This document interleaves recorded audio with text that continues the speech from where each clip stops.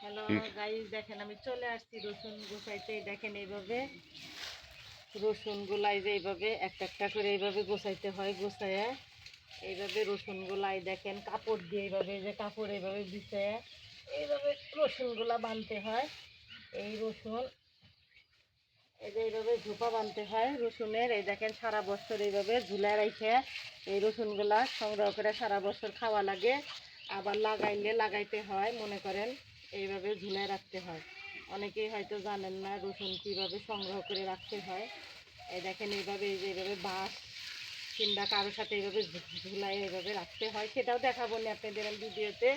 এখন আবার দুটো দেখাচ্ছি কীভাবে গুছিয়ে রাখতে হয়। একটা একটা করে এইভাবে বাইশটা প্রত্যেকটা রসুন এইভাবে ভাঁজ করে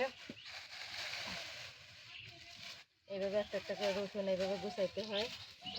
গুছাইয়ে তারপরে এইভাবে রাখতে হয়।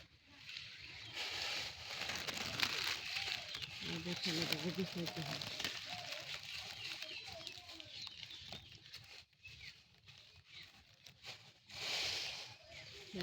গোছাল লাগে, দেখছেন একটা একটা করে রসুন গোছাইতে হয়। যে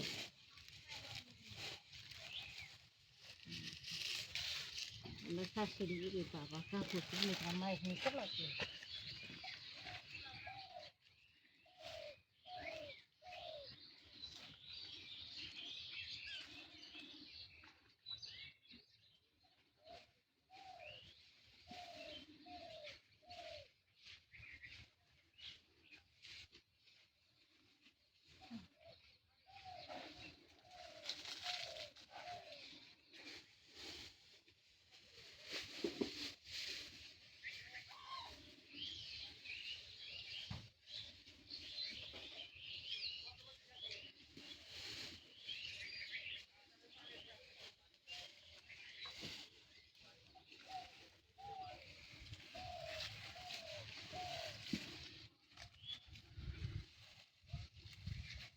সারা বছর এভাবে খাবে না? হ্যাঁ, সারা বছর এইভাবে খাবোই রসুনগুলো আমরা খাবো এবং কি আবার লাগানোর জন্যে হ্যাঁ। এখান থেকে লাগাবো।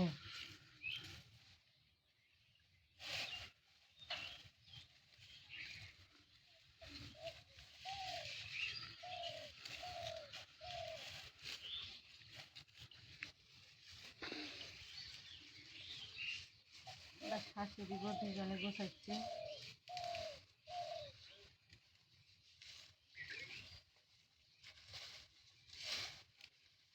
মা আবার কেটে কেটে নিচ্ছে সব।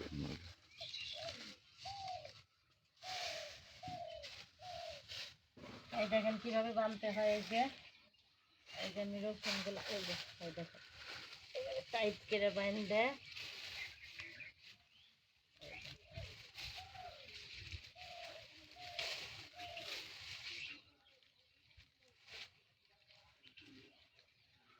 হয়ে গেলে এই দেখেন জোপা।